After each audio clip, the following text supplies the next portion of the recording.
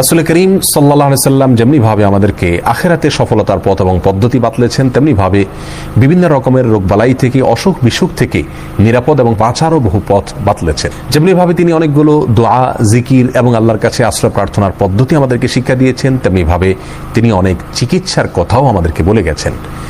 আর আল্লাহ তাআলা তার প্রসঙ্গে বলেছেন, মা ইয়ানতিকু আনিল হাওয়া ইন হুয়া ইল্লা ওয়াহয়ুন ইউহা, তিনি নিজে থেকে কিছুই বলেন না, তিনি যাই বলেন তা আল্লাহর পক্ষ থেকে প্রাপ্ত ওহীর ভিত্তিতেই বলে থাকেন।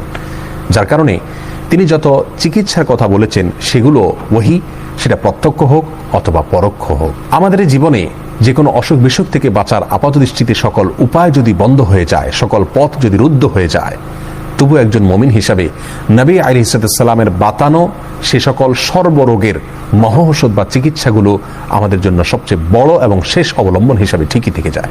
আজ আমরা তেমন 5টি চিকিৎসার কথা বলবো, যেগুলোতে আল্লাহ সুবহানাহু ওয়া তাআলা সকল রোগবালাই থেকে, সকল অসুখ বিসুখ থেকে নিরাপদে এবং সুস্থ থাকার উপাদান নিহিত রেখেছেন। তার ভিতরে সর্বপ্রথম যে বিষয়টি কথা বলবো তা হলো কালোজিরা। এই প্রসঙ্গে সহিহ বুখারী হাদিসে আসছে, নবী আলাইহিস সালাম বলেছেন, আলাইকুম বিহাযিহিল হাব্বাতিস সাউদা ফাইন্না ফিহা শিফা মিন কুল্লি দা ইল্লা সাম। অর্থাৎ কালোজিরা, আল্লাহ সুবহানাহু ওয়া তাআলা এর ভেতরে মৃত্যু ছাড়া পৃথিবীর অন্য সকল রোগের প্রতিষেধক রেখেছেন, সকল রোগের ঔষধ রেখেছেন, চিকিৎসা রেখেছেন।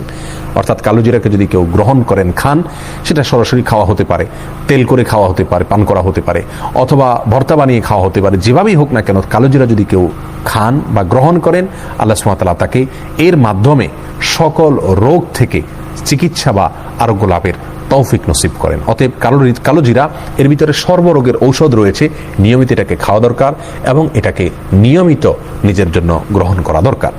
দ্বিতীয়ত যে চিকিৎসার কথা তিনি বলেছেন তা হলো মধু। মধু প্রসঙ্গে আল্লাহ সুবহানাহু ওয়া তাআলা নিজেই সূরাতুন নাহলের 69 নম্বর আয়াতে বলেছেন, ফিহি শিফাউল লিন্নাস, এর মধ্যে মানুষের জন্য শিফা রয়েছে, আরোগ্য লাভের উপাদান রয়েছে। নবী আলাইহিস সালাম নিজে মধু পছন্দ করতেন, যেমনিভাবে বুখারী মুসলিম বর্ণনা করেছেন। আর সেই সাথে মুসনাদ হাকিমের বর্ণনা রয়েছে, তিনি বলেছেন, আলাইকুম বিশিফাইনি আল আসালু ওয়াল কোরআন, দুটি শিফা বা আরোগ্য লাভের উপায়